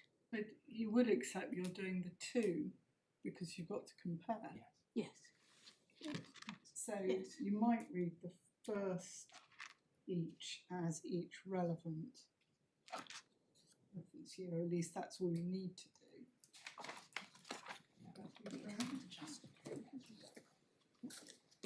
I'm getting lots of noises behind me, but I agree with you. Yes, that's right. Yes.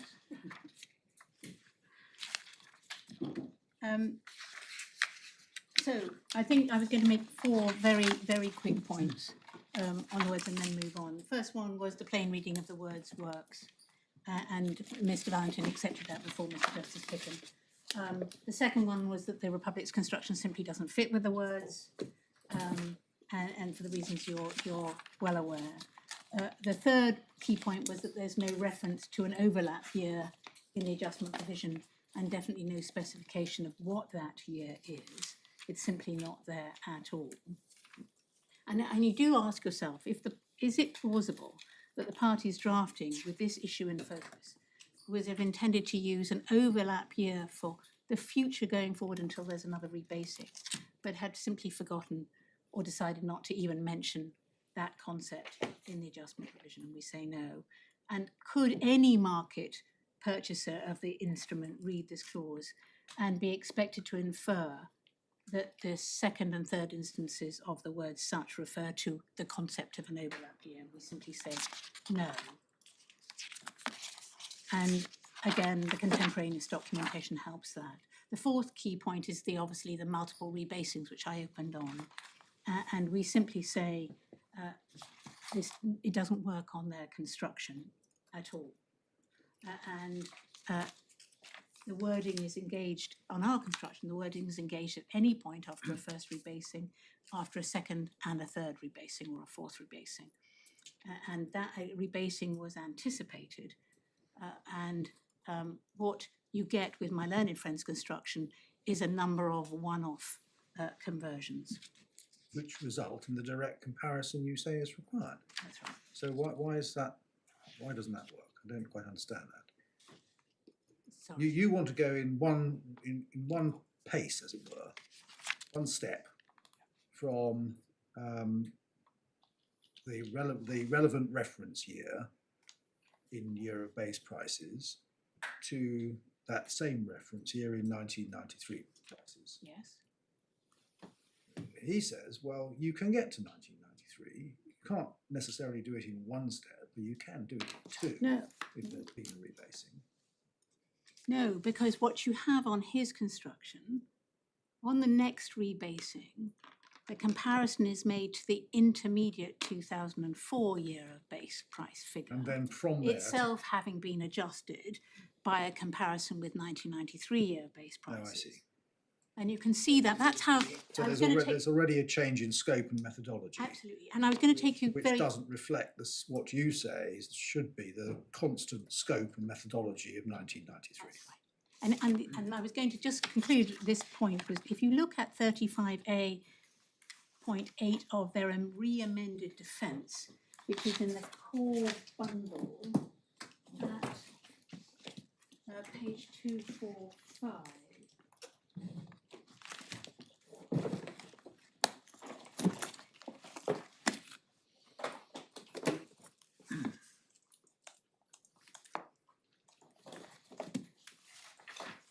And it's 35A.8.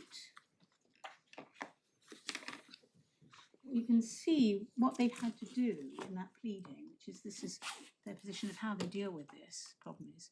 What they've had to do is to add those bracketed words at the end of the clause to say that on a subsequent and subsequent rebasing, you compare the newest year of base prices, not to 1993 prices, which is what the clause says, but instead to the immediately previous year of base prices. So you have this chain of one-off adjustments. And as I said, the Republic is driven to assert this because on its case, the 1993 year of base prices must be discontinued and therefore won't exist on the second rebasing. So it says, oh, well, I just can't calculate it. And so they've added in these additional parentheses, which is their implied term, mutatis mutandis you do. And we just simply say there's absolutely no warrant in the words of the clause. That's a simple rewriting.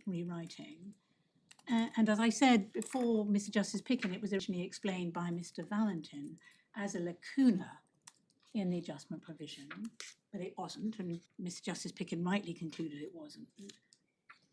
And they, on our construction, it works perfectly well on a multiple rebasing. Right? The lacuna, whatever, only arises on their construction. And the implication of a term now by Mr. Railton, which was yesterday at the transcript 113, we say you don't do it, you don't need it, it's not necessary, you just give the clause its natural meaning. The last exercise before the end of the day today, I just wanted to do very quickly, was having identified those points, just to deal with the sole paragraph in my learned friend skeleton, where he deals with the words. And it's interesting that it only appears in paragraph 38 of their skeleton. And it's on page 41. If your lordships have got, my lady has their skeleton up. And if you look at paragraph 38, paragraph 1, 38 subparagraph 1 is the redundancy point. We say, I'm going to come back to that. I've dealt with it very quickly in opening. We say it's a thoroughly bad point. 38.2, we say that mischaracterizes Mr. Justice Picken's reading of the words. And it's true that both sides' constructions involved adjusting each reference year, but the judge's correct grammatical point was that such refers to the same reference year, i.e. the reference year being adjusted. And there was a careful and consistent use of each and such. So there's nothing in that point. 38.3, I've already addressed. The fixed fraction single adjustment overlap year doesn't appear. I've dealt with at any time. 38.4, this is their, with respect, attempted answer to the fundamental problem of the construction of each and such, that such is pointing to something different at different parts in the clause. We say there's nothing literalist about the judge's approach. He was simply reading it. The meaning of the language isn't open to question. You'll notice that this subparagraph really gives no explanation as how the Republic's approach fits in with the words. And you see the problem right at the end of that subparagraph 4, because it says beginning no such difficulties arrive. With respect, that's just pure assertion. They simply tell you in defiance of the English language, that the first such refers to one thing and the second and third such refers to something else. But they don't say how that comes to pass, in the skeleton at least. Paragraph 38(5), this is their attempt to deal with our third point, the absence of any reference to the overlap year. They said the judge ignored the fact the securities require rebased figures to exist for the preceding year. But with respect, that wholly misses the point. There may well be such figures in existence. The question is, where does the clause say that those figures are to be used to calculate the adjustment for all future years? And it simply doesn't. Saying the figures will exist does nothing more than saying that if the parties had chosen to write an adjustment provision using a single overlap year, then the candidate the Republic now proposes would be one available candidate. But that really doesn't show that the parties agreed to that. 38, 6 and 7, again, these are just repetitions of the same point, that there would be available data from previous year, an assertion that it envisaged a one-off adjustment. With respect, that goes nowhere. And 38(8), this is really their only attempt here to deal with the multiple rebasing point. And with respect, it's pure assertion, yet flatly contrary to the words. They say the adjustment position still applies. It simply requires the fraction, but why does it require that fraction? That's not answered. And the assertion is that the clause simply requires. And again, we simply say that's simply not the case. So that's all I wanted to say on the words. We're going to 4:15? Yes. Okay, I'll keep going. I wanted to say something very quickly about continued publication. And I think I've really said, I covered it in the introductory section. But I do need to deal with it, I think, because it's assumed an ever greater importance in Mr. Railton's oral submissions yesterday. It slightly covered a sort of U-shaped trajectory in these proceedings because it was given great prominence in the opening at trial. By closing, the point was conceded almost, with the Republic saying it was absolutely possible to do this and that it would do whatever was necessary. And it's now been sort of resurrected in some way and become a crucial fundamental point of their argument. And almost the whole basis of their one-off fraction is now being put on the assumption, or at least an assertion, that 1993 year base prices will not be available after a first rebasing. And Mr. Justice Picken deals with this in 228 to 233. And we say he's absolutely right in the way he deals with it in his judgment. And I've made the point, and the key point is at 229 of the judgment, which shows that it was in fact common ground and that Mr. Valentin actually acknowledged that if our adjustment construction was accepted, then it would be appropriate to imply the term. And that rightly reflects what the Republic then sensibly accepted was its obligation. And that is crucial and is also correct. First, one determines what the operative provisions of the securities require, and then the obligation is on the Republic to do what is required, i.e. to publish the required data. And that was in really the line of the oral discussion yesterday of whether the Republic could cease to publish GDP in year of base prices altogether. That was the point, as I said earlier this afternoon, that Lord Justice Popplewell raised, and we say it's the classic implied term in a true sense. We deal with all of this in paragraph 75 of our skeleton. The key point in our skeleton is paragraph 75A.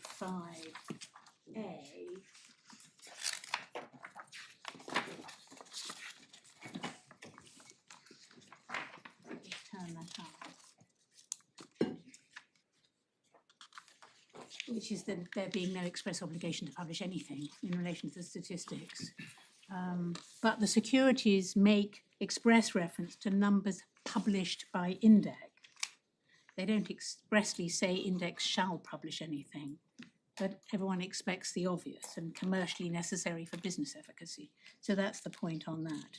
And as we point out in 75B of our skeleton, there was no argument, and there is no argument now, that it's impossible to do it. And you've seen the order that's been made. Mr. Railton made a lot yesterday about international standard practice. And we say, and I think I said this in opening, that's the wrong question. It's not about international standard practice, it's what's necessary for these statistics. It's common ground that a country which rebases wouldn't ordinarily continue to publish GDP data in a prior series. But and we say that's an irrelevant question. Nobody is saying that it should be published for national statistic purposes. We're just simply saying you publish it for the purposes of securities. And it's worth noting this, it's not suggested anywhere that it's a breach of any rules or practice in relation to GDP to continue publication. And that's a point made by our expert, Mr. Davies. As you may have seen, he was the head of the economic statistics at the Australian Bureau of Statistics. If, just for your note, core supplementary bundle, tab 8, his report, page 197, paragraph 142. Sorry, the page number again, 197. So page 197, Yeah. paragraph 142. And then at paragraph 144, he picks up the point about the UK gilts as a good comparator. And at paragraph 146, he talks about that and about RPI becoming outdated, etc. Mr. Davis also goes on to address what it would be required if you did it. Because one of the points that was made at trial was this is incredibly expensive, it requires a lot of people, etc. Just for your note, it's paragraph 155 on page 199, that it doesn't require very much to keep publishing in 1993 year of base prices. But in any event, we're talking about $1 billion that haven't been paid, we say, on our construction to our clients. It's very small amounts that it would need to keep the data in place. So there's no rule against it. And in the context of the securities with the potential value of billions, the cost is trivial. And I said Mr. Barnes is going to take you to the literature. So I think that does that. I was going to come on to economic and commercial effects, because one of the points Mr. Railton makes and kept making was that there was no economic rationale. I hope I can take this quite quickly. We cited in our skeleton at paragraph 45,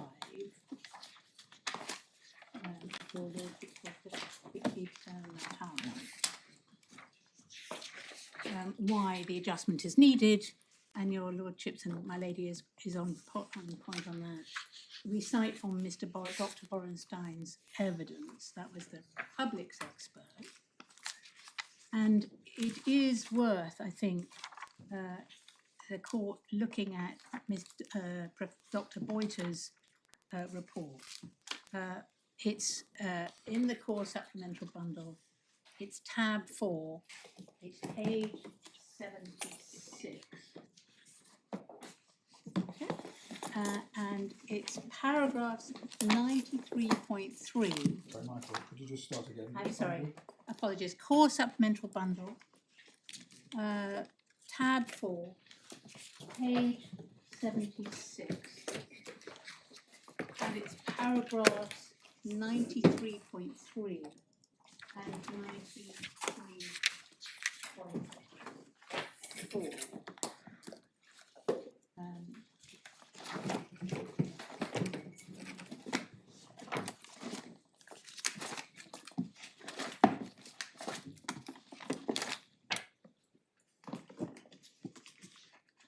And that's where you see this reflected in Mr. Justice Picken's judgment at paragraph 214.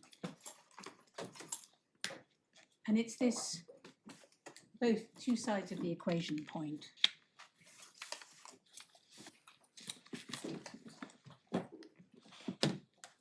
And it's a critical building block when you analyse the securities.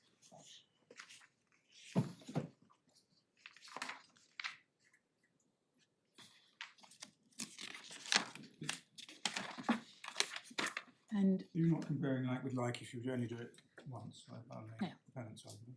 You're not. You've still got both the figures and well, you are on that. rebased on 2004 basis both. I'm sorry, I didn't catch that. My fault.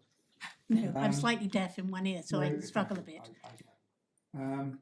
bit. The point here being made is when you have a change in ERF-based prices, you need to change the base price so that you're comparing like with like. That's right. Doesn't the appellant's argument do that? It does on the one instant, but then they take this single fraction and then they apply that forever for the rest of the securities. Well,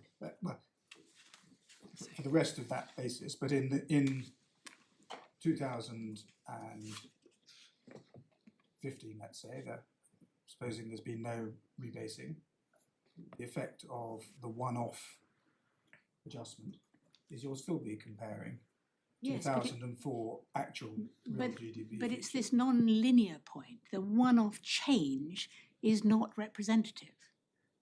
From year to year, you've seen it on I the understand your on the non-linear chart. point, but I think you're directing us to the point that's being made of 93.3, which is simply when you have a rebasing, Yes. you've got to rebase the Yes. base price because otherwise you're not comparing like with like. Yes. So, yes, and I think I'm agreeing with you that when they do the one single time, for 2012 and 2013 they do that, that's fine. But what the big point is, because of the non-linearness of how level and growth, and I've shown you on the table, this one-off change is not representative. It's not representative going forward in any respect. So you have to do it each year. You can't simply freeze it and say, we'll take this, we're going to stop publishing, and we'll apply that every time, every year thereafter. Every time we want to do a calculation, we'll use that one frozen in Well, it's time. my fault, it's getting late in the day, but the non-linear point is that if you apply 1993 year of base prices to a series of years, then compared with applying 2004 year of base prices, you won't get the same differences or overall growth or trajectory or whatever it may be. You're absolutely right, and maybe it's my it's also, it's not just apples and pears. It's every year the growth level is not the same between the two series each year. That's what you saw in the But chart. you make that adjustment if you change the figures into 2004 base series. Once you've done that, you've made that change. They won't, haven't you? Isn't it? Because the ratio is different.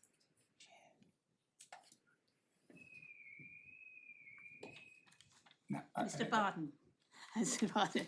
He said it's like converting pounds to dollars by the exchange rate in 2013 and then saying you compare pounds and dollars at the same exchange rate for the next 10 years. And that's what I meant, is that it isn't frozen at the 1 year that you choose. And you've seen that on the tables when we looked right across and we can go back to Davis 3, the pullout. If you have a chance to go back to see it, you see that You it's not effectively say there's a fluctuating relationship between the two parts of the comparison, and you distort that fluctuation if you take a single fixed point and apply it to what would otherwise be a fluctuating relationship. Yes, yes, I'm happy with that. Yes, I've got nods behind me. We're very happy with that, much more eloquent way of framing it. So, I wanted to deal with economic logic, and we deal with this in paragraphs 46 to 50 of our skeleton. We say there are reasons why the adjustment provision is done in the way it is, and there are 5 reasons why it works in the way it does. The first is economic logic. The second is the arbitrary nature of a single overlap year. The third is maintaining the commercial bargain, not moving the goalpost. The fourth is moral hazard. And the fifth is the effect on the payment amount. And I want to take each of those separately. And I just wonder whether, because they do come together, whether I'm better starting tomorrow morning. How long do you think you're going to be, Ms. Praveen? I'm making pretty good speed. How long do you think? Mr. Barton thinks he may be 45 minutes. I think we may be an hour and a half between us. Including the 45 minutes? Yes, I would have thought. Maybe say All two. right, fine, we'll start again at 10:30 tomorrow. All rise, if able.